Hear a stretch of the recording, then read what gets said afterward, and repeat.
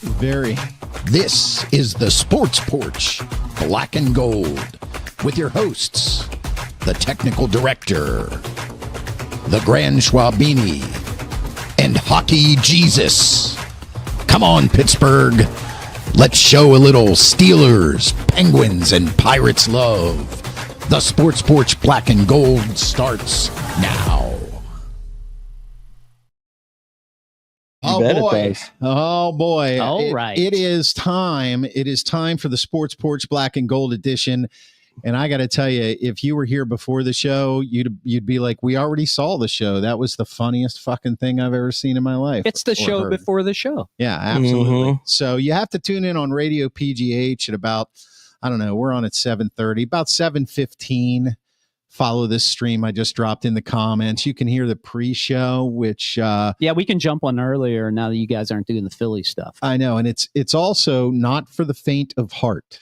No, it's not. It's I a just little want bit you to more know. hardcore than Yeah, listeners. There for is sure. Indeed. there is some super hardcore stuff going on that it's mostly Schwaber, but hey, whatever. Anyway, this is the Sports Porch Black and Gold edition. We are here all over the world on Facebook, YouTube, and X.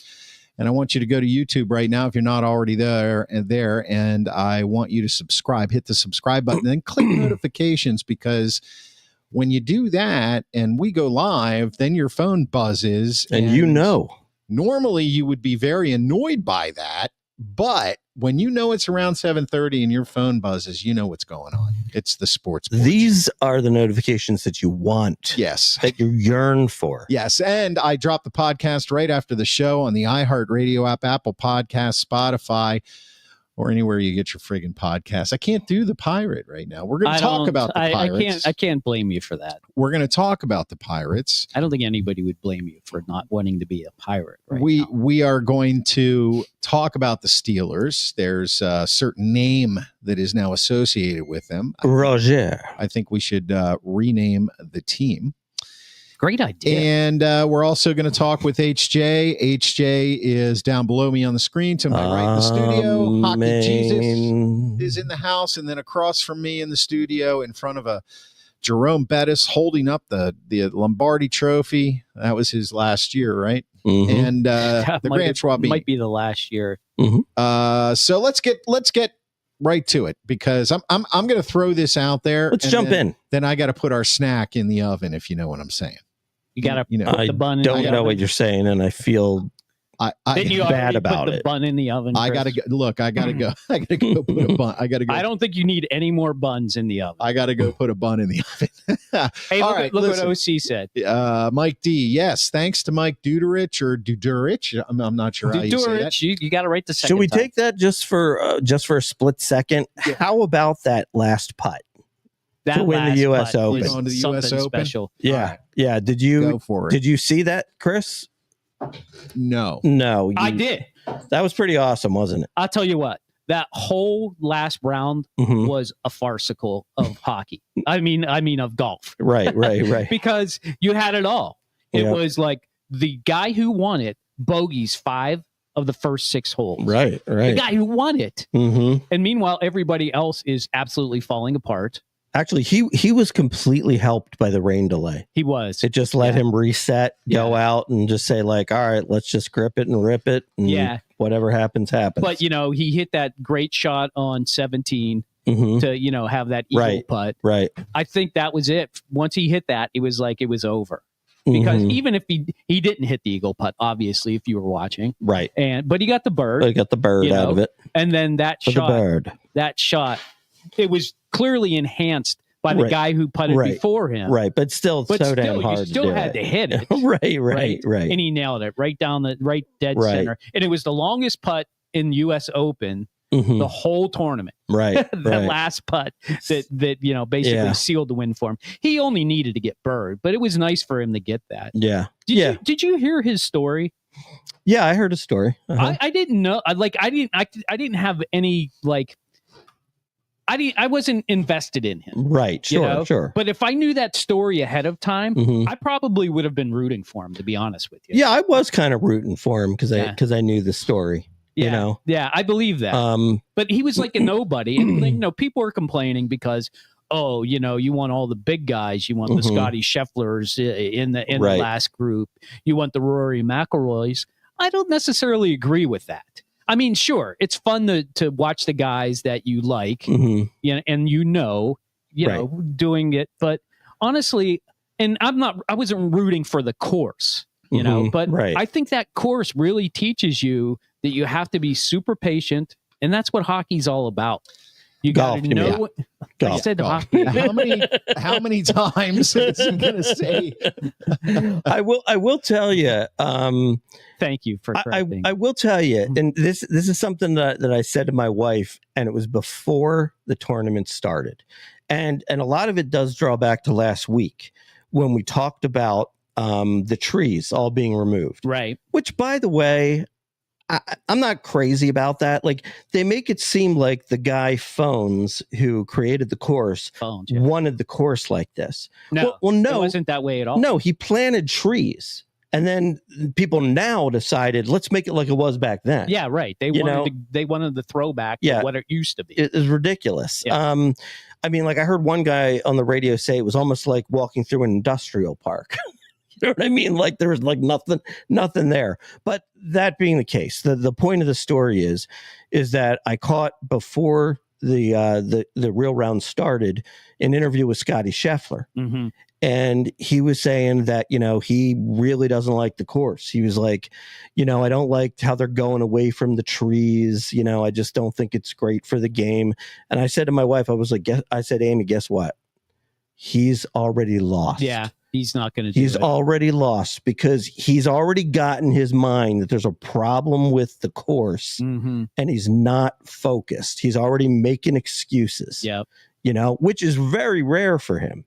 But I knew I had a suspicion early on, the way these guys were complaining about the course, that none of the big guys were going to win it. The one thing I do think was unfair when Burns had that line, and it was in that puddle essentially, right? And he said, "Hey, I can't hit it out of here," right? And the rules guy, whoever it was, said, "No, you can hit that." Right. Two of them said no. Yeah, and then he stepped back and he was like, "No, I can't hit this. Can I get somebody else to look at this?" Right. To me, that was like in hockey when you have a ref who knows he made a mistake and just won't admit to it. Right. Yeah, they just wouldn't admit to it. It's just like, no, you have to hit it out of there. Then when he hit it, donk, right into the rough. And at the time, he was leading.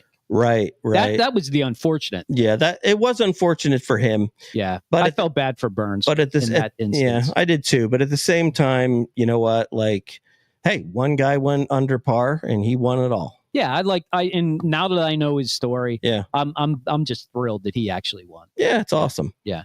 Good for JJ. Yeah. All right, that's great. I'm going to have to leave and go get the food I just put in the oven. But if you hear the beep, tell me. Because, okay, sure. Yeah, we don't want the house burning down. So burning down the house. Hey, you don't want burning down the house. You don't want you don't want your product burnt. That's what you're worried about. Anyway. Okay, great U.S. Open talk. I'm not a golf guy. I'm the last guy. Yeah, we don't want the game doesn't want you at all either. It doesn't. No. You're not. You don't have a good build for golf. I can tell you when and where I played my last round of golf.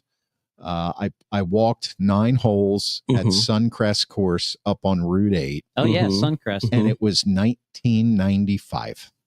I have not swung a golf club since then, dude. That is 30 years. Yeah. That's a shame because golf is actually a lot of fun. Yeah, You're missing out on the fun things. Golf is not fun for me. It is just not fun. That's because you stopped drinking. I get it. Yeah. No, I didn't. Yeah. Because actually, some of the fun for me is having a beer. To have a beer, and a stogie. But I mean, you could smoke a cigar. You could go back to smoking cigars. You just ride around in the cart with people. That was the only thing I liked about golf was the drink. Yeah. I hated the game so much that I quit the game 14 years before I quit drinking. Well, okay, so the game that's pretty much the story, right? Well, fair enough. The game is also meant for a little bit of a higher level of class. Yeah, I agree 100%. Than you. It's not you. Except for the guy that busted out all those lockers in in the locker room. All right. Well, we digress. Wow. We digress. The U.S. Open, always a great thing for Pittsburgh and the Pittsburgh area. And the buzz it generates about Oakmont, I think, is great. How about that their mascot is a squirrel and there's no trees anymore? Yeah. Well, there's squirrels that live around. They live in the suburbs. They live around an oak tree, right? Yeah, they live around the perimeter. So anyway, sure they do. Let's talk about Aaron Rodgers, okay, guys? Let's talk about the Great Eight. This is my question. This is my question to you guys in the audience, okay? Everybody watching us on social media, I want you to drop some comments. I know we're going to get some comments about this, but I want you to answer this question. It seems like an easy answer, but I want to hear the debate. How long will the Aaron Rodgers era last in Pittsburgh? Oh, that's easy. Because we're now I heard on the radio today, there was one dude, he was saying that like Aaron Rodgers' resume counts for him as he is now the greatest quarterback ever to put on a Steelers uniform just because he's Aaron Rodgers. Who said that? It was a guy on 93.7 The Fan. I don't want to name him. Yeah, but it was a dumb comment. The guy's an idiot. His nickname is like a horse.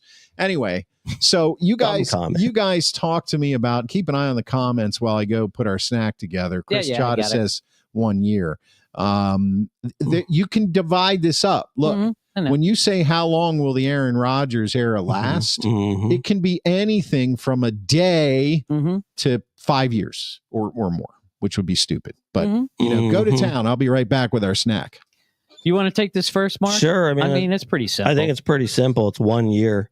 The only way he comes back, and that might not even happen, is if for some crazy reason they went on a run and he won the Super Bowl. Well, then he might even just decide to retire a champion. Yeah, right. You know what I mean? Yeah. And that would have to happen for him to maybe think like, hey, let's do it again. But I doubt it. I'm thinking it's a 1 year deal. I'm thinking it actually could be less than a year just because. You mean in terms of not playing because of injury? Yeah, maybe not making it through this whole year. Right. I mean, but I don't know. He got injured 2 years ago. Last year, he seemed to be pretty healthy. And they're wearing those new helmets now, so there's no way he could get concussed. Did you see those new helmets? They're like, are they? They're like, they're wearing those? They're like this big. Is that 100% going to be used in the season? Yeah. Well, because Aaron Rodgers was pissed off about it because he wore not this helmet last year, and that helmet last year that he was wearing was not approved, but it wasn't banned. Well, they're banning it this year, so he can't even wear it. Really? So he was wearing this helmet. I'm telling you, there are pictures out there. I'll pull one up after TD gets back. It looks like this big on his head. It looks really dumb. Yeah. But I mean, that being said, I understand that the safety aspect of it. But that being said, if he lasts nine games, I think he will last at least 9 games. So somewhere between 9 games in a year. I agree with you. There's no way he's coming back next year. Even if he has a good year, and let's say they win a playoff game and they want him to run it back because they think that now he's got a year experience that they can make a run in the playoffs. I don't think he would want to do that. And I think Chris Chada, yes, if he gets injured and it's a bad injury, he's done. Did we get Amy's comment in here? We did not. 2 months. She said 2 months. Yeah. See, does that even take him past training camp? I think the Rodgers era lasts until he either gets injured or which you can't predict. You just can't. No, you can't predict injury. Or you can predict anything. Well, yeah, true. Or 10% certainty. Can I get this thought out? I mean, just or until he starts playing bad. They're not going to yank him. I don't know. Well, they're not going. You know when they'll yank him? When it's jeopardizing the 500 record. I mean, that's a very good point. That's true. Then we got to have Mason to the rescue. That would be the only reason they would yank him. But hold on, that actually makes my point. That could be late in the season, but they bench him. Okay, because if they're up against the wall and they're 2 games under 500 with 3 games to go, and Rodgers has lost 4 or 5 straight games and looked really bad, now they're going to go to Mason Rudolph because he's come in with 3 games to go and put him over the top, and now the Rodgers era has ended. So I think the Rodgers era lasts as long as he plays well. Well, how's that for some technical spreadsheet analysis? I spreadsheeted that out for hours. That sounds like Excel. Yeah, I need you to give me a number. You did not give a number. Yes, give a number. Well, I don't know when he starts playing bad. Well, then you can't answer your own damn question. Wait a minute. You have to make a prediction. Yeah, how long? You have to give it. You said anywhere from 1 day to 5 years, and you said, I'm not sure. I can't decide. No. I don't know when he'll start playing bad. Our one RadioPGH listener in Ashburn, Virginia, I'd like you to get on Facebook or actually on YouTube, the Sports Porch on YouTube, and chime in here. I just want to, and also if the Steelers need 3 wins in their last 3 games, they're screwed because they play the Lions, the Browns, and the Ravens. All right, look, this was not they'll get first and foremost. I asked the question, so I get to answer it however I want. Well, clearly you are going to. Right. Second, who cares about the schedule right now? We're going to do another show on that. I just wanted to know how long you guys thought. And I only said from 1 day to whenever because I wanted you to be able to think past, well, he's going to be signed for this year. I mean, that's an easy question, I think. Right. If they win the Super Bowl, praise Jesus, then he's going to retire. Or he might come back. Nah. I doubt it. No, he's not coming back. If they don't win the Super Bowl, but they get damn close, I don't know. And if they get blown out in a playoff game, well, they're going to have to hire bodyguards down there. So I don't know. I don't know. I just know that it lasts until. That's assuming they make a playoff. It lasts until he does not play well for a few games in a row. They're going to give him a long leash. I looked at the schedule because I'm trying to think when he might not play well. Yeah, but you can't even, I mean, how many times do guys of his caliber, because he's still got the mind for it. He can read the defenses. He can make smart plays, and he's got an arm. He's older. He's not as quick as he once was. And, but how many times does he go out against big defenses and in the past, and he would put up 280 yards? But to your, I mean, he could play well. To your point, okay. So I'll give you a number since you won't give yourself a number. If they lose to the Jets, the Seahawks, and the Patriots in the first 3 games, he might get benched. Okay, all right. So there you go. Yeah, I can see that. Loss. The Aaron Rodgers era is over. Of those, you should absolutely win 2, if not all. Well, 3. I mean, you have to assume the defense is playing average to better, Now, Jesus. Yes. I believe I saw a text from you earlier in last week, I guess. Did you say, are you going all in? Are you getting a Rodgers jersey? I did say that.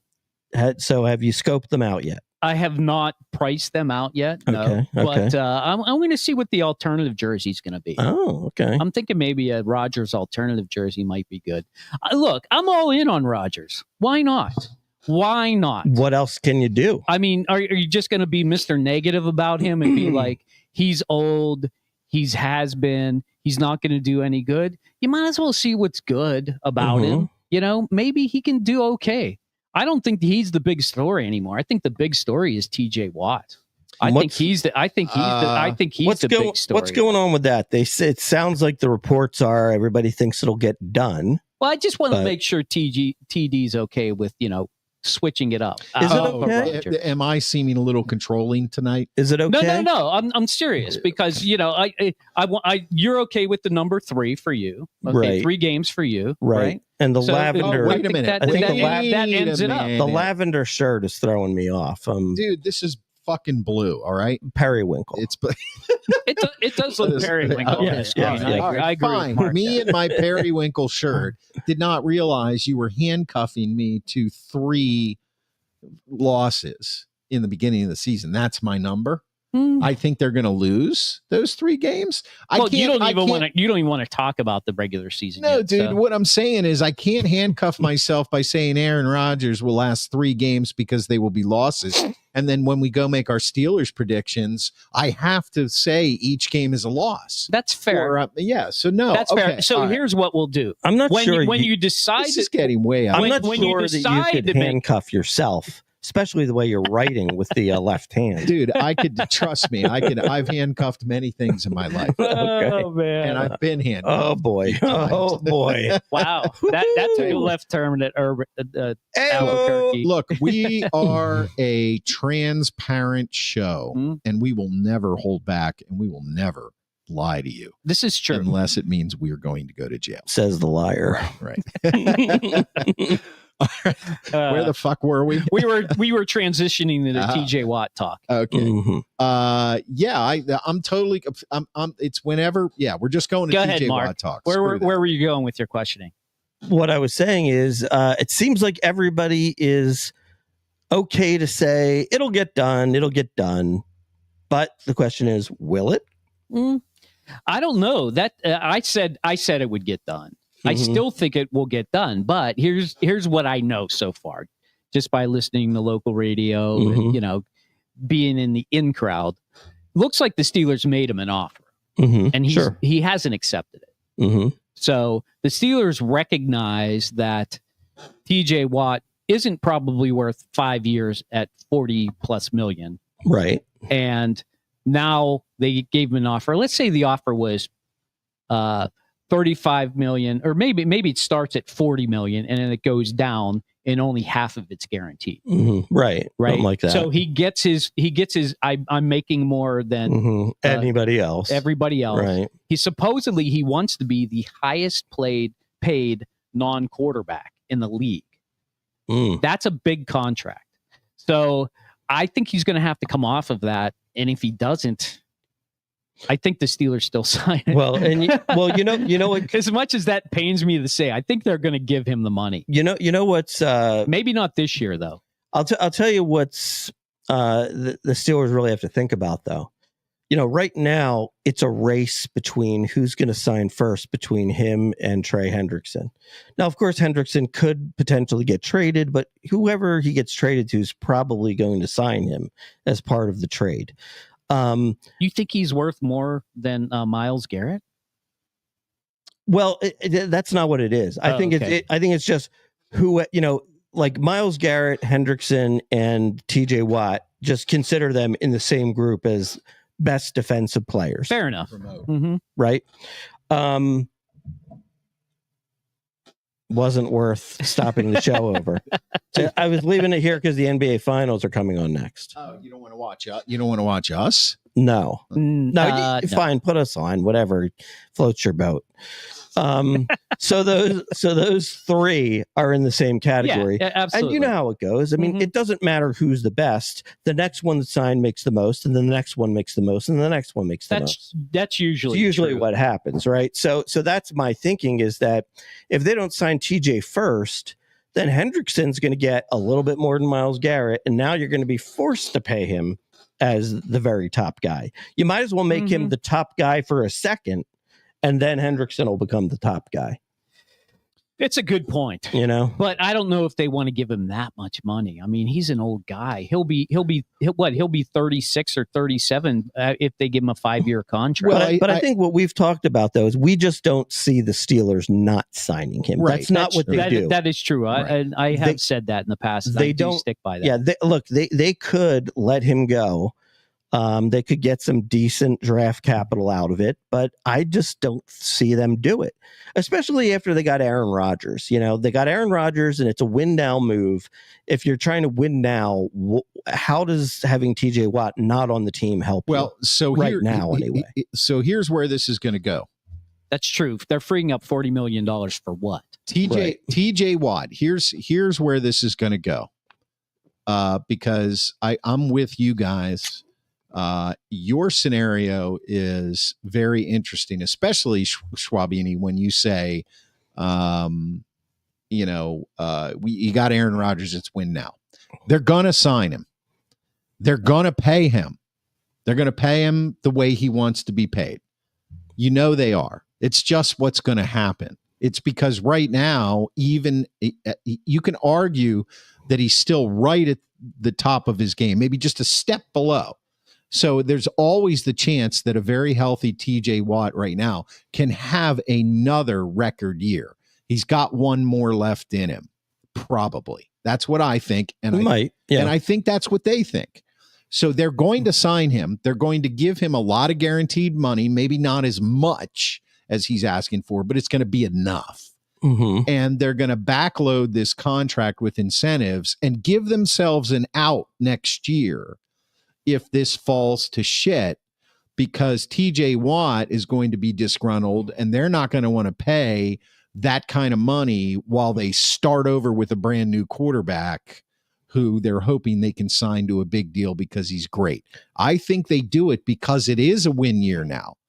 But a win now year. Sorry. Yeah, but the thing that you might be missing out on here is TJ Watt doesn't have to sign something where the Steelers get an out after a year. That's exactly right. But I think they already have it. But here's the thing.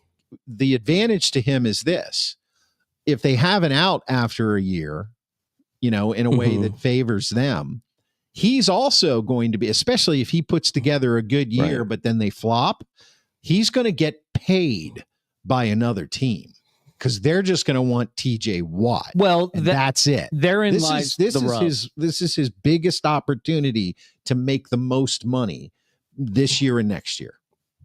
For sure. I spreadsheeted that too. For sure. Excel? Yeah. What did it total up to? What did it total up to when you spreadsheet? Was it F3 plus F4? It was. Let's see it. Can you cut and paste that onto the screen? 920 quadrillion. That's what I thought. Well, here's the thing that I think the Steelers. This is why the Steelers actually own all the cards here, because they could just make him come to camp this year and franchise tag him next year.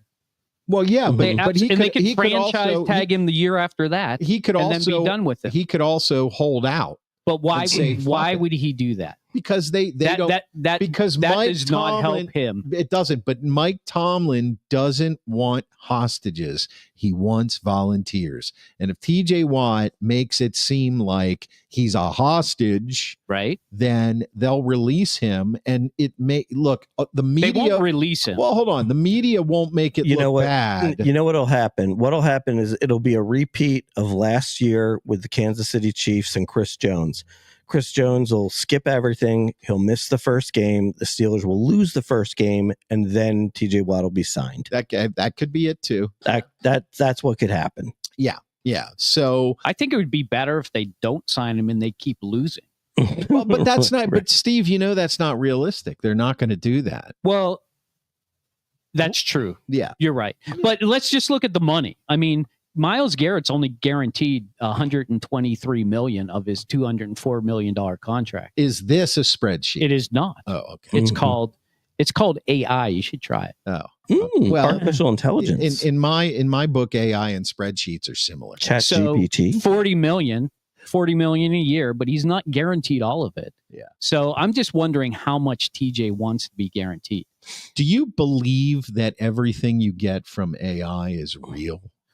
I can tell you it's not. It's definitely not. No, it's definitely not, because I've used it before for some Hockey Jesus stuff, and I've had to fact check it. Yeah, it's incorrect. It's been wrong. Yeah. Okay. So then what? Okay. Anyway, I'm just saying. So I mean, I could be telling you a lie, but that's what I'm saying. I'm pretty sure they got this right. There were some obscure things I was asking it. Okay. All right. Because I don't really feel like going and looking at every Stanley Cup game from now until 1967. All right. Well, you guys keep talking about that. I am much like a bad housewife. I left the dinner in the oven.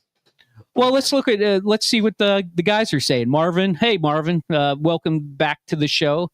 Marvin says 3-year deal wouldn't give him anything longer. Well, that's true. It wouldn't. I think that's why he wants a 5-year deal, Marvin. Because he's looking at 5 years at $40 million, $200 million. That's kind of Myles Garrett money. And I probably my guess is for at least $150 million guaranteed, maybe more, maybe more. And it's just so hard because the way the Steelers are. They made him the face of the franchise, so they're going to sign him. but yet what they could do with that money could be incredible. Right. If they actually wanted to go out and get a quarterback. I just really like to know for certain what happened at the end of last year.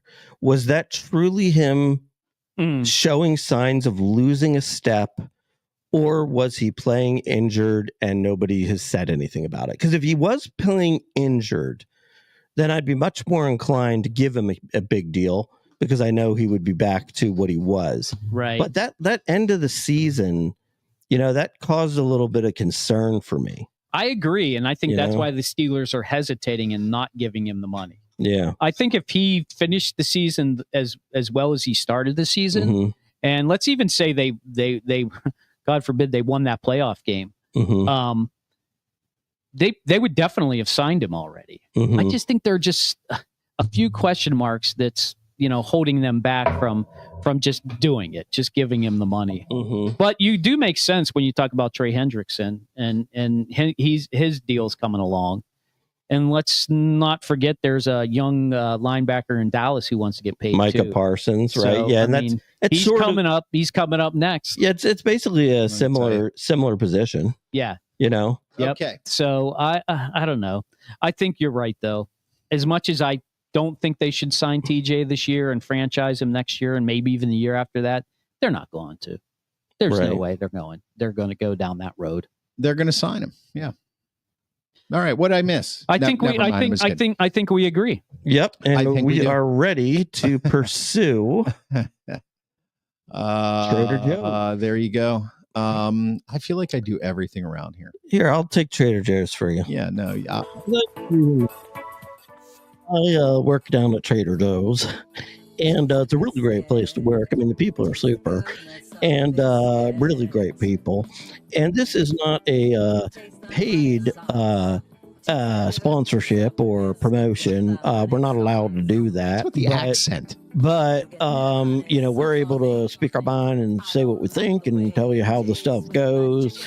And I couldn't say anything more fantastic about Trader Joe's.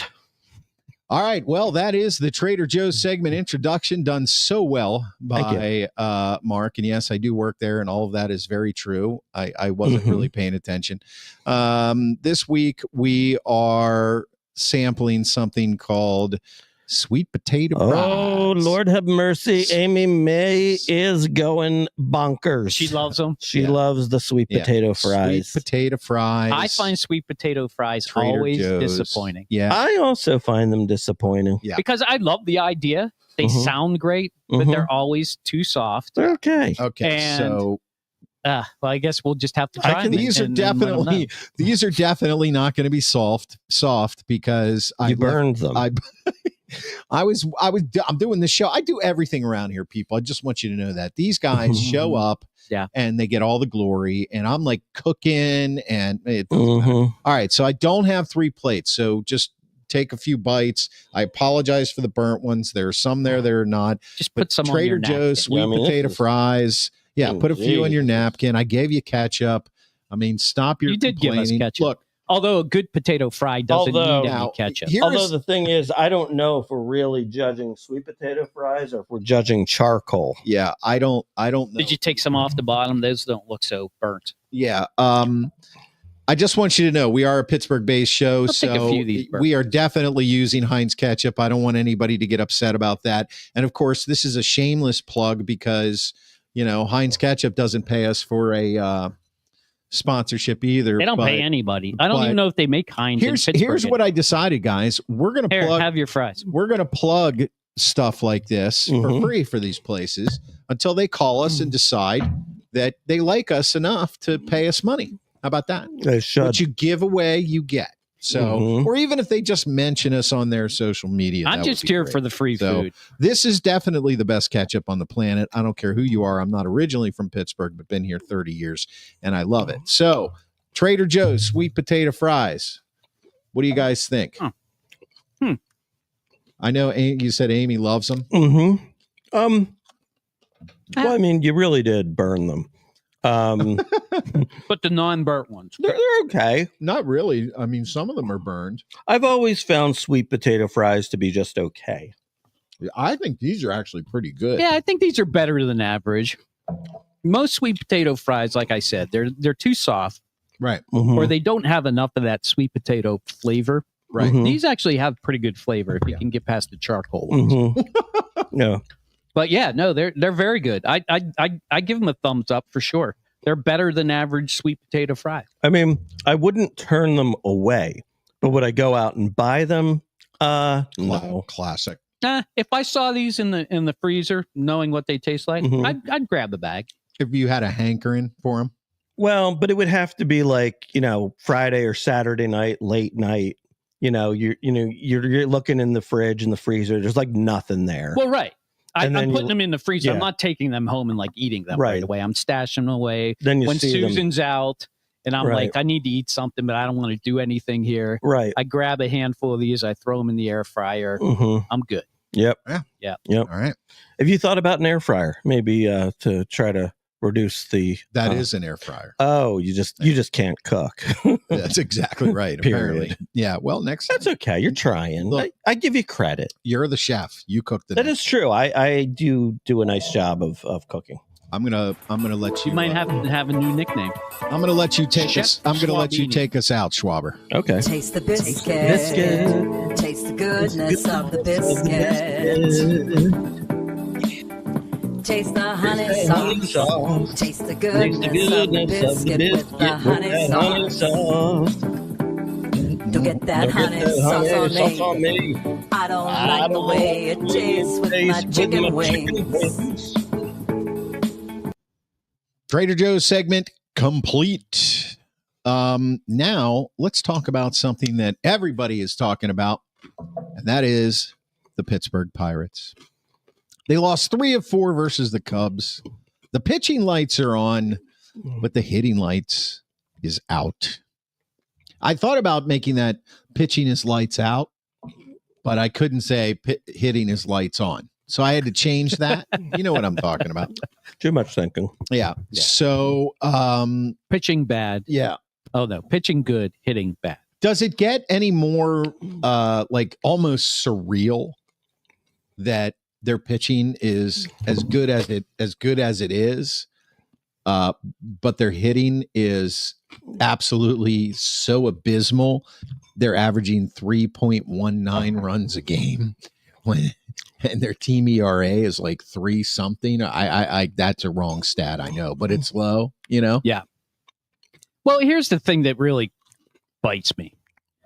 What the game they won, they scored 10 runs, right? I know. And Skeens was pitching, but Skeens didn't even get the win. Right. I know. Because they decided to score all their runs after he was already out of the game. Right. It's like they can't get anything right.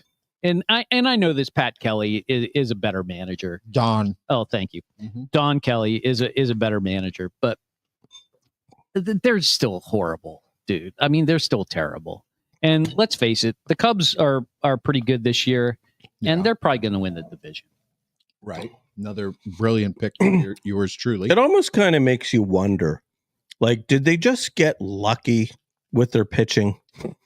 Did they just get lucky? I don't know. Well, I mean, Paul Skeens, that was kind of like a no-brainer pick. So that you can't even credit them for that. That's kind of luck, but maybe it's like you get so many good draft picks, eventually you're going to have to hit on 2 or 3 of them. right, and, right? Especially when they're number 1. Yeah, and they just happen to be pitchers instead of hitters. Yeah, that's where they went, right? That's where the talent was. Mm-hmm. Yeah, and the few hitters that they took up there are not been doing very well. Yeah, like lowest batting average, lowest OPS, lowest runs per game. And then I don't know the pitching stats because, in truth, I know the pitching's really good, and I don't need to know that it's probably number 1 or 2, maybe number 3 at worst in the National League. So, how do you in your mind, right, match that up and get excited about it? I mean, it's not. Look, I said, I think 2 weeks ago, are the Steelers becoming a travesty or something like that? I don't know. Remember, we argued about that dumpster fire, right? A dumpster fire. Thank you. And I'll spare you the dumpster fire. Thank you. Behind the background. Right. Yes.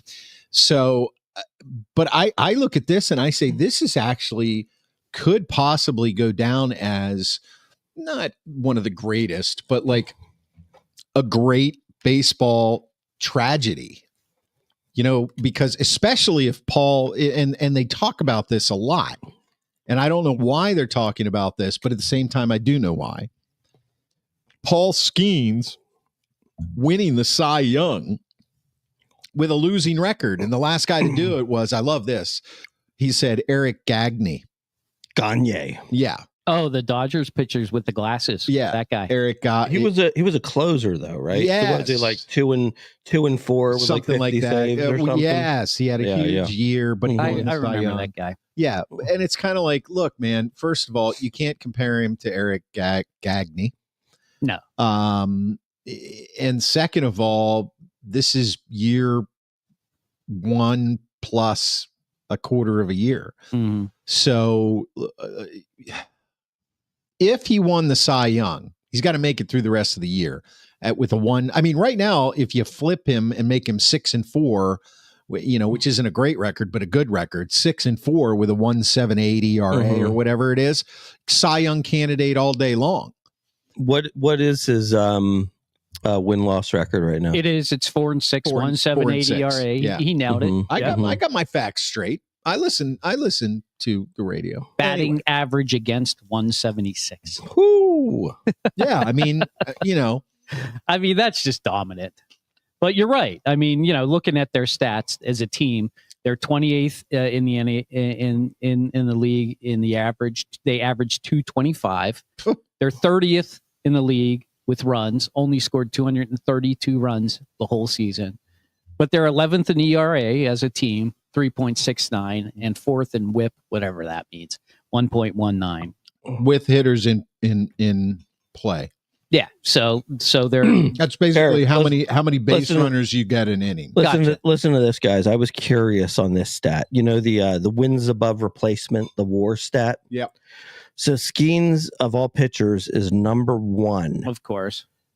His wins above replacement is 4.1 wins. Yet he only has 4 wins. Right. So you really should have 8 wins. Right. That's should unbelievable. Be 8 and 2, really, is where he should be. Yeah. Next closest is 3.7. That's closer than I thought it would be. Yeah. But there's a bunch of people in the 3s. He's still second on the team with wins, though. Bailey Falter only has 5 wins. So. Yeah, well, because they only have 29 wins or 29-44. Right. So I, like I was saying, what's going on with my thing here? He's second in that walks, hits to innings pitched to that Scooble guy on Detroit. I don't know him. I've not really been watching football baseball. So yeah, I'm sorry. I was having trouble being the technical director for a second there. So what I'm saying is, first of all, if he doesn't win the Cy Young, which I think right now there's a greater chance of that than not. I don't care what the betting apps say. It's still a pretty big tragedy because, if their hitting was 2 bats better, there's a lot of people out there saying 1 bat better. No, 1 bat makes a difference, but you got to have 2 in that lineup. Yeah. They don't have at least 2 more. Yeah, at least 2 more. What I'm saying is if the pitching stays, if the pitching stays at the current caliber, big if, and you get 2 more bats, you're in this. The problem is that most pitchers don't pitch like that all year. Yeah. Only the great ones do. Possibly Paul Skeens. Yeah, right. And me, I'm always, the jury is out on these phenoms until you string shit together. Because that's why Cal Ripken is the greatest baseball player to ever live. Dude, that was a great segue. Were you waiting all? Yes. It was like you set that up from the beginning. Dude, set that up last night. Some of his Hey, Chris Schott has got a good point. DeGrom had a weird year, the year he won the Cy Young. He was 10-9 that year. He won it for the Mets, and his ERA was 1.70. Wow. Damn, that sucks. Wow. That sucks for him. Yeah, but there you go. The stuff that you got to contend with, though, is, is somebody going to win 20 games on a contending team? Right. And maybe their ERA is going to be 2.25, so it's pretty close. Nobody's going to win 20 games this year. Yeah, somebody usually wins 20. It's usually like one person or two people that win 20 each year. You're going to get a fact check on that. Anyway. I'm just going to look. Yeah. Well, see. Who's closest? Does anybody have 10 wins? Last year. No. I believe you that most years there's a 20-year winner. I believe you on that. But I'm just thinking this year. Yeah, I bet you somebody has 9 or 10. Let's see. Well, that being said, if he does win the Cy Young and he has a losing record and the Pirates have lost damn close to 100. Yeah, Max Fried of the Yankees has 9 wins. Yeah, I see it. And then there's 4 people with 8. Yeah, so you're right. It's probable that somebody gets 20. Mm-hmm. Okay, so as I was trying to say, if he wins the Cy Young and the Pirates still lose 90 games plus, they will. Well, yeah, I'm with you on that. That's a huge tragedy. Yeah. But I mean, you're talking about the Pirates. We're so used to tragedy around the Pirates. It's you're numb to it at this point. Right. Yeah. I know, but it's kind of like the story, just like, can it get any worse every year so far? Yeah, it can. a little bit, and that's what I'm concerned for. Also with the Steelers, because it seems like, the whole Ben saga, and then every year it's like a little bit, because they keep running the same shit. Then they shift gears and try to bring in superstar quarterbacks, Russell Wilson, Aaron Rodgers. You don't even have to make the equivalency for me. So it's like they're getting a little bit worse. But the Pirates are consistently worse. Oh, they're horrible, and we know that. Well, the Pirates are a different level of worse. They are. So it was so funny. They were so bad. I saw a list of the 50 saddest franchises. They didn't even make the top 50 because everybody knows they would have been number 1. Right. They just discounted them. Yeah. Of course the Pirates would be 1 on this list, but other than the Pirates. Okay. So, why are we doing this? Why do we do this every week? Because there's a lot of people out there who are Buccos fans, and there's a lot of press about them. They're one of the big 3 franchises. I don't want to go into the history, because sometimes what I feel like 1887, right, whatever. Sometimes what I feel like is that teams that have a fan base that is not winning, and they're going through a really rough period of a long time, they start to hold on to the history of the franchise and how great it is. And it's kind of like, you want to know what? The history is great, but take it from a guy who had all of his franchise history erased. Look, it only matters what happens now. Okay, how many more references to the 1960 fucking World Series am I going to get? I mean, I think it's incredible that the guy hit a home run. I don't even remember his name. Mazeroski. I was thinking about. You're welcome. I was thinking about Dick Groat because I saw an article on him. When he hit that home run, everybody in the crowd was in a suit and tie. I know. And it was in South Oakland. Right. Yeah. That tells you how long ago. And look, what a wonderful moment in Pirates history. Absolutely. What an incredible sight to see on television, to be live for, and then to live for the next 10 years and remember it. And then the Pirates of the late 60s and early 70s were good, and the late 70s were good. We are family. Right. That's great. That really is great. But listen, the list of people that actually saw that play is getting smaller every day. Oh yeah. All right. No, because people are dying. Yes. Oh my God. People die. Well, I'm way to bring down the show. Yeah. Geez. Wow. I didn't know you were showing death. I mean, we were on a roll there until you had to bring in death. Yeah. You're morbid. Okay. I knew this was going to happen, but oh my God. But I speak the truth. I mean, start thinking about the legacy from here on out. It's dude, a whole generation of Pittsburghers don't know what baseball is in Pittsburgh. Well, they do, but they don't follow it at all. Right. No, they don't know what real baseball is. Oh yeah. If you're going down seriously, I mean, they haven't seen a real baseball team play in their lifetime. Yeah, even those 13, 14 teams, whatever, they were pretenders, and we knew it because they broke the team up at the end. They didn't want to have to start paying contracts and inviting bigger players in. It's just the way it works. Maybe you could count them, but I mean, kids, they would have been maybe 7 or 8. Yeah, right. You know what I mean? Right. They don't have that actual winning feeling. They wouldn't remember that. It's like me remembering Super Bowl 9. Yeah, right. You were 9. Yeah. I mean, it's just I remember it. But you know what I mean. Yeah. And there's no future for this team. I told you my scheme for Skeens, play on words, and the Pirates is the only way this works. We just got to negotiate them out of PNC Park, let them leave, and bring in a new team. I'm telling you, that is the future. Pirates. I actually brought that up to some people because I thought it was a great idea. I think that's the only way. But forward. they kind of had they were like, Major League Baseball would never let them do that. It's such a historic franchise. I was like, no, I don't think so. I think that's where you start. You start with Major League Baseball and you say, hey, one of those 2 new franchises you're going to do, just hold one off for the Pirates because we're going to play hardball with this motherfucker. Mm-hmm. And when he says, no, I'm moving the club, we just want one of those teams. So because we want him to move the club because he sucks as an owner and he's a son of a bitch. So get him out of town. Wow. That's the only way that this is going to work. Yeah.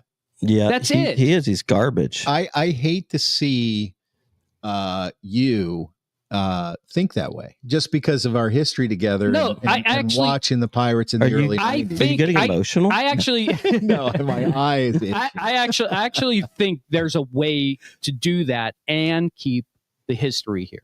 Sure, the Browns did it. Yeah, the Browns did it. Yeah, so there's no way that they would let him take all that history with him. Yeah. They would just basically give him the new franchise. Yeah, charge him $1 billion. Yeah, Nashville Nailers. And, we get a free team out of it. Nashville Nailers. The Nashville Nailers. Oh yeah, we remember those Nailers. Mm-hmm. Yeah, the Nailers. Yeah, and we keep the Pirates name. Yeah, we keep the Pirates name. Yeah, I mean that. I think that's a great idea. When it happens, I'm taking credit for it. Okay, and how fun would the expansion draft be? My God, there's everything great about that. Right. I want everybody to get behind this plan because that's the only way the Pirates become relevant again. I think that's almost as hard as trying to get Bob Nutting to sell the team. Oh no, I think that's harder. Okay, getting money out of that guy's hand? Are you kidding me? Yeah. Forget about that. But they do a lot with their charities. Well, that's true. They do. So does every other Major League Baseball team. He's a horrible human being. I don't really know anything about him, but I can assure you he is. Yeah, really? Yeah, is this the psychologist in you? Yeah, no, just because. I mean, think about it. I mean, this guy knows what he's doing with this team. He knows what he's doing. That's true. And he doesn't care. He's just basically shitting on all the people of Pittsburgh. Yeah. And he got the park made on a lie. Yeah. I mean, he's just a horrible human being. And unfortunately, the problem with those kinds of people, they're like Dan Snyder. They don't want to admit that they're a horrible human being, and they just keep doing the crap that they keep doing. Except this guy Nutting is a little bit more intelligent than Dan Snyder, and Dan Snyder got in trouble with every bit of the law, whereas this guy stays out of that kind of trouble. So it's harder to get rid of him. Right? Yeah. Okay. Well, this is our opportunity. Don't let him sign a lease at PNC Park, and let's see what happens. Mm-hmm. Yeah. Well, bottom line. Yes. Well, I'm sure you'll work on that. Hockey Jesus. I'm telling you, I say it to everybody every chance I get. I said, this is the only chance out. Eventually, other people with bigger microphones. I think my microphone's pretty big, but it's not the biggest. Yeah. Okay. Well, it does cover your face. Okay. Well, I have to because my teeth are all stained. Yeah. Oh boy, you don't have the Chris Klein. Perfect, no, I don't have the white Klein teeth. There they are. Yes, I do whiten them. Yeah, you do whiten them. Yeah, it's so obvious. We know. It's so obvious. Everybody knows. You basically spend like your entire life when you're not talking to people with like strips on your teeth. Oh, shut up. Don't do that. Okay. All right. That being said, that was fun. Hockey Jesus to my right in the studio, below me on the screen. He does preach on the podcast after every Pens game and throughout the Stanley Cup playoffs. You can follow him at the Sports Porch podcast on YouTube, and we do drop the podcast right after the show on the iHeartRadio app, Apple Podcast, Spotify, or anywhere you get your freaking podcast. See, that Pirates talk kind of got me revved up. Well, anytime you start talking about hockey, you get excited. Yes, and Hockey Jesus has been spreadsheeting his way through. I know you guys like those NHL Stanley Cup playoffs. The spreadsheets were good. The issue was that you kept losing your train of thought. I did, because I fucked it up. I fucked up the 2 columns. I know. And that part I was able to follow. Yeah. That part I was like, oh, I know what he's doing. Shit, That's the extent of my Excel knowledge. But I fixed it right away. Do you see how I cut and pasted it right out? Boom. And you told everybody how to do it while you were doing it. You were explaining what was going on. That got me back in the flow. Hey, Chris Chata says, Chris Chata wants to know this. Is Malkin retiring? I saw an Instagram post saying that the Pens informed him under no circumstances would they re-sign him. Really? Well, first of all, Chris, Instagram knows everything. So you can definitely, anytime you see anything on Instagram, it's real and it's true. I've learned a lot on Instagram. Yeah. Especially the models. They're all real. Then they're all true. Okay. So little too much information. Well, I mean, come on. Yeah, you're telling me you don't go on Instagram to look at models. I go on Instagram for food recipes. Okay, food recipes. Yes. Well, food recipes you can prove. I go for I go for daily motivational quotes. Oh, there you go. There you go. So anyway, there has been talk about the Malkin retiring, but here's the talk. Here's what happened. The Pens basically came out and said this is Malkin's last year in Pittsburgh. So does that mean he's retiring? Nobody knows, because I think they want Malkin to come out and say he's retiring before the season starts, because they don't want what Fleury did. Fleury kind of waited till it was like maybe 20, 30 games in, and he was like, yeah, you know what, I'm going to retire. I think they would rather know now that he's going to retire so they can just start the retirement party from day one, start getting all those videos together of, him winning the cup, and every time he goes into a place for the last time, you get the handshakes and all that crap. By the way, I'm sticks on the ice. Yeah. I mean, I'm a fan of that because this is the direction the Penguins decided to go in. So I say embrace it. But the question is, does he want to play again?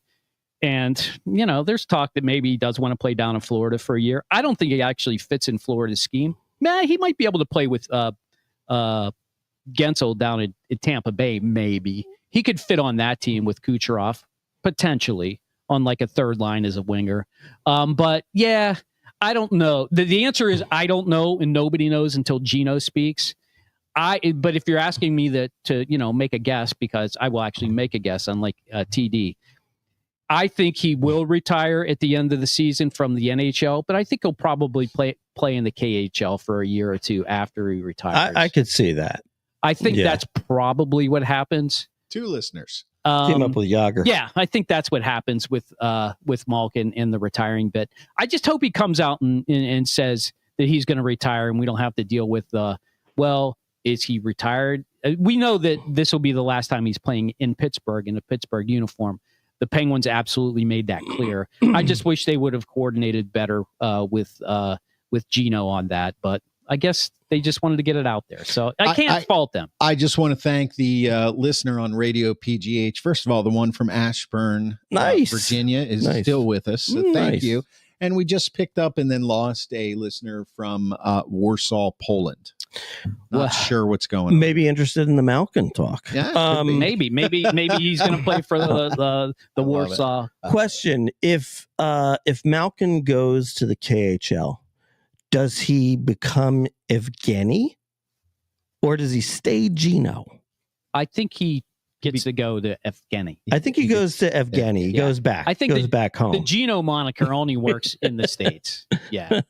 Yeah, definitely. I think that's true. All right. So we spent a lot of time on that. Your latest Hockey Jesus episode on the Sports Porch podcast on YouTube and the podcast itself was quite a step forward for you. No, thank you. You've been getting really good. Yeah. Like, can you let me get through the right? So, okay, Periwinkle. Thank you. So, anyway. The spreadsheets kind of caught me off guard. Yeah. But what I want to know, and for you guys, you got to go back on the YouTube channel. Ignore the spreadsheet part. And you gotta watch Hockey Jesus' last episode. Dropped earlier today, right? So last night. Or was it last night? Yeah, I posted it yesterday. That's so weird. Anyway, so my point is that the spreadsheets I thought were a good addition. I just want to know if you created all of the information on those spreadsheets too. You mean the 6 lines of information? Well, no, then you had the that was you clearly weren't paying attention. I said that the other thing that I created was directly from Wikipedia. Yeah. Oh. Okay. That's accurate as well, right? Yeah. But I mean, it actually is. But wait a minute, when it comes to the Stanley Cup Final. Wait a minute, you were just reading a chart off of Wikipedia? The whatever they were 2009 in the 2016 stats that you saw up there. Yeah, that was right off of Wikipedia. Oh, okay. Darn. I thought you got way. Okay. Well, then I'm not going to give you credit for that. Well, okay. There were some WikiLeaks in there. Yeah. No, but as far as the NHL playoffs concerned, there still could be 2 games to be played. And let's make this a little interactive. What do you guys think? Do you think Florida's just going to do it, or do you think Edmonton's somehow going to force a Game 7? They certainly could. It's clear to me, and I say this even if Edmonton wins. Mm-hmm. Florida's a better team, top to bottom. Totally agree with that. The Oilers definitely have probably better top end talent. Mm-hmm. But top to bottom, Florida is very good. There's no weak spots. The goaltending is so far superior for Florida as compared to Edmonton. Let's think about it. I mean, Edmonton, their coach is taking another day to figure out who's going to start the next game. Right. That's not something you want to be doing in Game 6 of the Stanley Cup Finals. That's true. Everything leads to the Florida Panthers are going to win this thing. But at the same time, there's been other instances, such as the Pittsburgh Penguins, where it looked bleak. Mm-hmm. And, somehow, some way, the Edmonton Oilers in this case, playing the Pittsburgh Penguins, find a way to get it done. I don't know. I mean, I've been saying all along that I thought that was going to happen, but I can't say that now. I really just don't see it. I really see Florida taking it. Yeah. TD? Me? Yeah. Huh. I have no fucking idea. There you go. That's honest. Yeah. No. I think based on okay, so we'll take it down this road. Mm-hmm. Based on the podcasts, based on your podcasts, mm-hmm. And your analysis, mm-hmm. I think that Florida is going to win Game 6. Yeah. I just think, and based on what the Grand Schwabini has said, when you're the better team top to bottom, right, you're going to outlast the other team. Mm-hmm. So, you're looking at Game 6, the pressure's on Edmonton. Not really. Well, it is. It's hard to win that last game. I get it, but there's a lot of pressure. Psychologically, though, just the fact that this is a must win is what I'm talking about. This is a must win. You can't lose this game or it's over. That's true. So you've got that, all the talent on. Now, I want Edmonton to win. That's, let's go on record saying I would love that. Well, you heard me. I've been rooting for Edmonton. Right. Because I want Connor McDavid to get his to get his cup. So my point is that, but I think Florida is going to outlast them. I wouldn't be surprised if this game isn't a blowout. The way that I look at this is that They've traditionally not been. I understand that. I get it. Edmonton has won 2 games in this series, both by Draisaitl overtime goals. They have basically had to kill themselves to even win a game in this series. So the chances that they're going to actually come out there and play a 60-minute quality hockey game where maybe they win 3-1 or 4-1 or something like that. Well, it hasn't happened yet. And now we're at game 6. So that's what's causing me to say I just don't believe in the miracle. I think there were a few things I discounted that I probably should have factored in a little bit higher. That Hyman injury, that is huge. Is looming large. And I think that's a big deal. Kapanen getting plugged in on the first and then the second line has been a failure for them this series, just because, like you guys said, Florida from top to bottom, they got Brad Marchand on their third line. Right. I mean, that's just ridiculous. Isn't he kind of like, Mario Lemieux? He's kind of like today's Mario Lemieux. Right. Oh, you guys are gaslighting me. What these guys are talking about is something I don't even remember the guy's name, Chris Johnson or something. I was just having a lot of fun. Yeah. I'm going off now because you did it to me. Okay, Chris Johnson, this idiot reporter, had to go and make an equivalency between Brad Marchand and Mario Lemieux, saying that he was the first guy since Mario Lemieux to score 5 goals in 2 different Stanley Cup Finals. Is that a fact? It is a fact. Okay. Here's also a fact. Brad Marchand did it when they played Vancouver, which was like 8 years ago. Mm-hmm. He never won a Conn Smythe trophy. He did it again now. Oh, that game went 7 games. Lemieux scored more than 4 or 5 goals. I forget the total amount, but he scored more than 5 goals in 6 games and in 4 games. So it's not even close to the same. And then I heard it again this morning on the radio. I got the fan on, and this guy saying Brad Marchand broke a record, and I'm like, it's not even a goddamn record. 5 goals when you score 5 goals in the Stanley Cup Finals, it's not a record. You can't make it up. It's not a record. Never say it's a record. You're just making up statistics to make it look good. Respectfully, though. That being said, Brad Marchand is playing great for Florida. Respectfully, though, to be honest, I do think you kind of missed the point.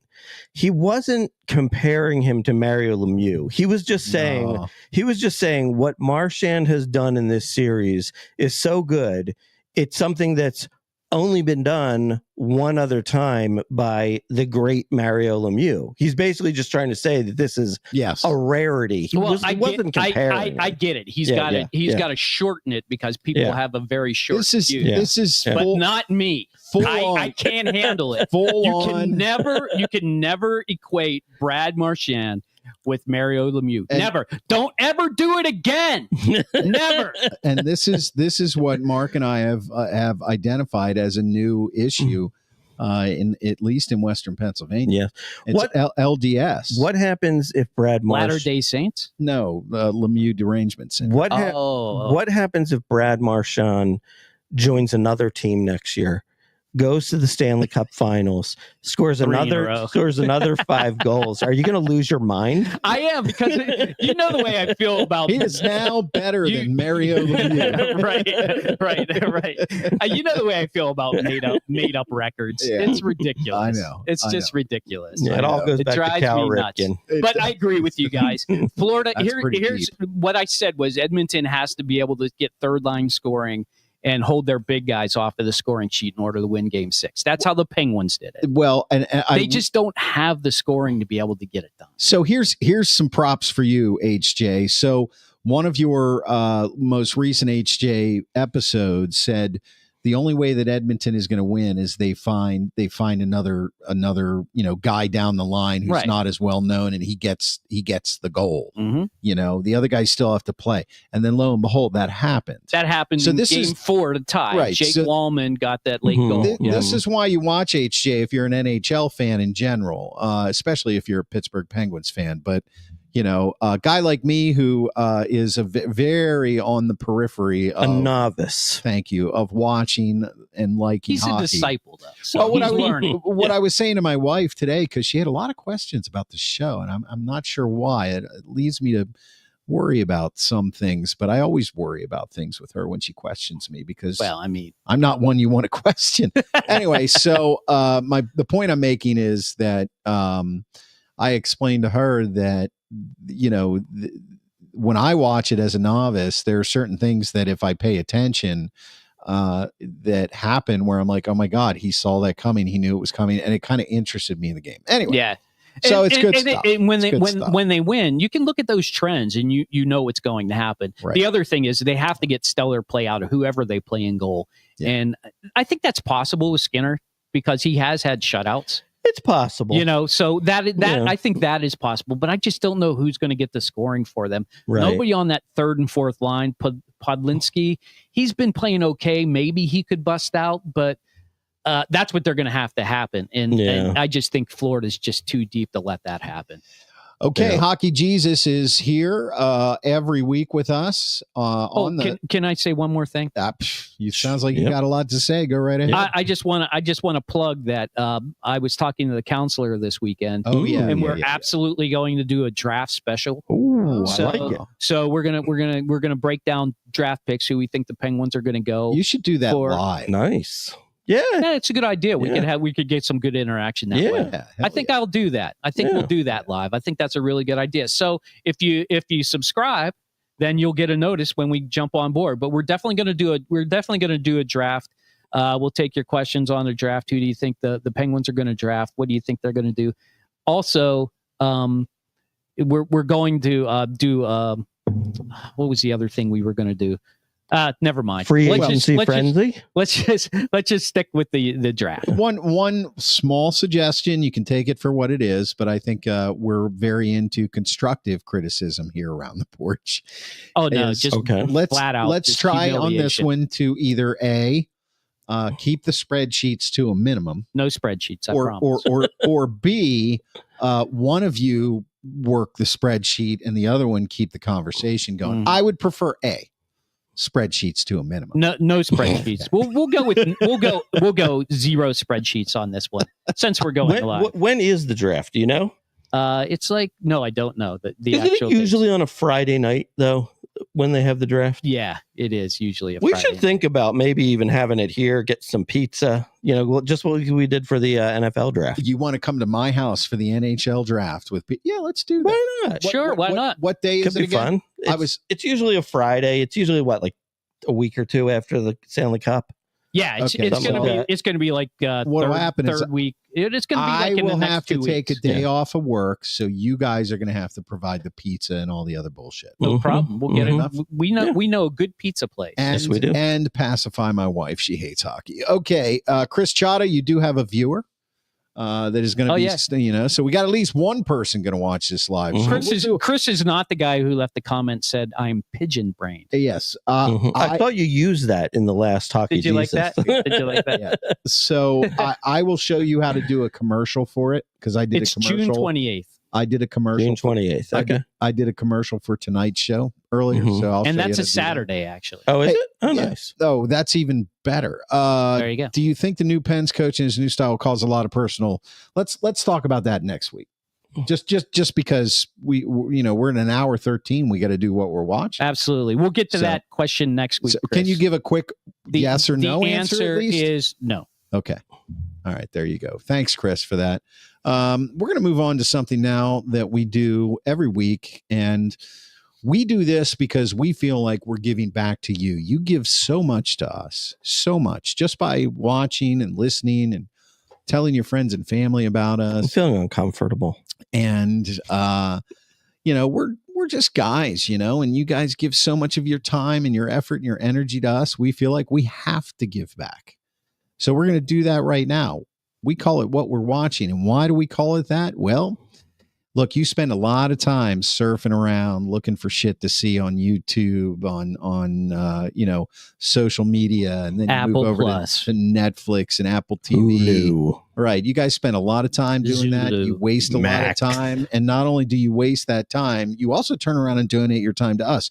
So we're going to give you that time back, because we waste a lot of time scrolling. Giving time back. I like that. Yeah, we're going to give that back to you. We have the power to control that. We're going to give it back to you, because we're going to tell you what we've been watching and whether or not you might want to watch it or you don't want to watch it. That's what we're going to do. We're going to do it right now. Schwaber? Yes, sir. Let's start with you. Mark Schwab, the Grand Schwabini, has watched... From the world of John Wick, Ballerina. Oh boy! Ballerina. Yeah, this was all over all over everywhere. In the movies. Went to the movies this weekend. Yeah, Anna Armas is in it, right? Yes, I'm not sure. Are you guys fans of the John Wick saga? I was the fan of the first one, but I have not seen one since. I'm fans of Anna Armas. Yeah, I could be fans of it too. It was good as expected. She actually looks terrible in that picture. Yeah, it was good as expected. If terrible was good. Are we interested in the review? We are now. Okay. Yes, I'm just going to look at the picture, and you can do it. It was good as expected, and basically what I thought when I was watching it, is I basically thought, like, this is the new. What would you call it? Franchise. Oh, yeah. Like this is the new Indiana Jones. Like this is the new franchise. Well, this is the new John Wick. Yeah, this is the new franchise. This is the fifth one, right? And it's the new franchise. I mean, it's better than the other stuff in this area. Like, it's better than Mission Impossible. Like, we know what's happened there. Tom Cruise is running like this across a building. Right. He's going to jump off, hold onto a helicopter. Yeah. We don't get that ridiculous with John Wick. What I think is kind of cool about John Wick is sort of the balance between right now and way back when. In terms of, like, so for example, they're using the most sophisticated weapons imaginable, but yet they make phone calls with rotary phones. It's rotary phones. Yeah, it's just kind of interesting, and it's sort of like an interesting. What was cool about this one is you learn a little bit more about how kids are sort of taken to grow up into this, like, assassin culture. Oh, really? Yeah. And so it was fun. I was just basically thinking, like, I remember, like, maybe an hour into it, I'm just like, wow, like, there has been, like, not a speck of inaction in the whole first hour. Wow, really? Yeah. And that's always hard to do. And it's always cool. It's always just, different and cool. Now, John Wick, was only a part of it. I'm going to say for maybe like 20% of the movie. But he still played his role well. And of course, I like the guy who, like, runs the Continental and, those guys. So definitely worth seeing. If you like John Wick, you're going to like it a lot. I will be honest. To be honest, every single time I see a John Wick, I like it a lot, but I can't really even rate them apart. Like, I can't say, like, 3 was the best or 4 was the best. They're really, like, all very good.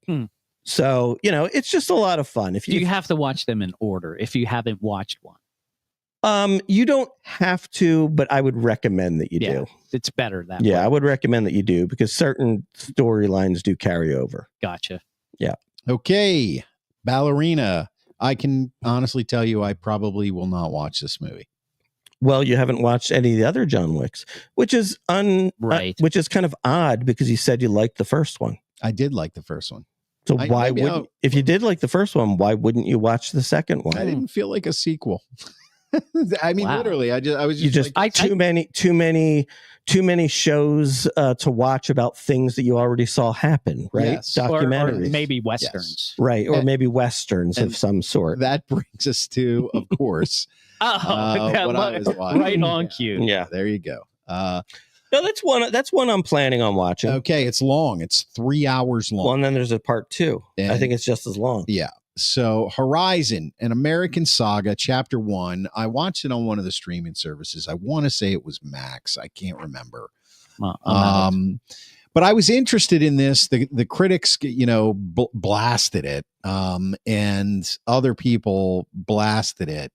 And I thought, you know what? I'm gonna give it a whirl because, first of all, Kevin Costner does Westerns right, and he's more into like let's do this the right way. He can really lasso. He can grow a mean mustache. Too. But here's the interesting thing. I'm going to tell you about this. So it stars Sienna Miller, Ella Hunt, Abby Lee, Sam Worthington.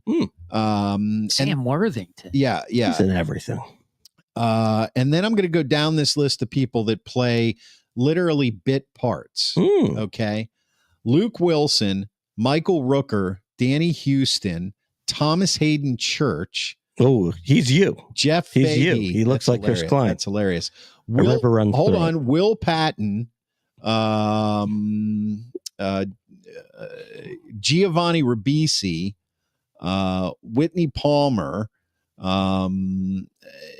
and hold on, there's one more that was kind of Joe Smith. No wonder why it was 3 hours. Yeah, Joe Smith. They had to get all those actors. Well, here's the thing. Somewhere, a lot of these people, they have had big time movies, and they were at one point or still are fairly big Hollywood names. And he was able to get all of these people to say, yeah, this project is worth doing. And it is very long and it is slow. But if you like these kinds of things, if you like what Kevin Costner does, you like Wild West sagas that are based on true stories and or true events, not necessarily the stories in the film. But actually, the 3 hours for me made me want to see the second one. So you liked it? Yes. But the critics were wrong. You have to be willing to say it's 3 hours. Yeah. Take the word saga seriously, right. Give yourself a shot and a chance. There are some slow times, but the story is pretty good. There's little pieces that are kind of hard to put together, but what he's doing is he's making assumptions about his audience. And if you're the kind of audience that he wants, he makes the right assumption. Now, I want to say something here, and I want to first start off with an apology. But this is something that you basically walked into yourself. I know. How do you feel about the fact that Kevin Costner slept with your hero, Cal Ripken's wife? Is that true? As far as I know. Wait a minute. You didn't know that? This is breaking news. You didn't know that? This is like from years and years ago. No. Yeah. I don't remember that. Interesting. Yeah. I think they ended up working it out. Cal and his lady. Give me a break. No, I swear to God, this is true. Okay. I swear to God. All right. Yeah. And so how does it make me feel? Do you still like Kevin Costner? Look, dude, what happens behind closed doors happens behind closed doors. Cal Ripken's still the greatest baseball player of all time.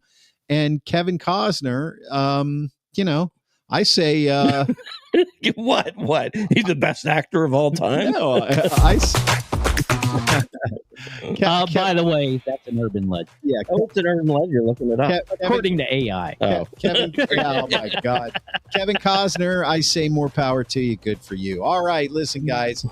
The Sports Porch Black and Gold edition is finally mercifully over. I want to thank you guys for watching us on YouTube, on X, on Facebook, all over the world, every Monday evening, 7:30 p.m. Eastern Time. Dropping the podcast in about 10 minutes right after the show on the iHeartRadio app, Apple Podcasts, Spotify, or anywhere you get your freaking podcasts. And we'll be back next week. Keep your eyes peeled. Hit the subscribe button on YouTube and the notifications. Hockey Jesus is going to be coming out with some more stuff shortly. And we've got some other big announcements coming down the road. So I can't wait. And we're going to see you next week. For the Grand Schwabini, for Hockey Jesus, I'm your TD, your technical director. I am out. Jablonski.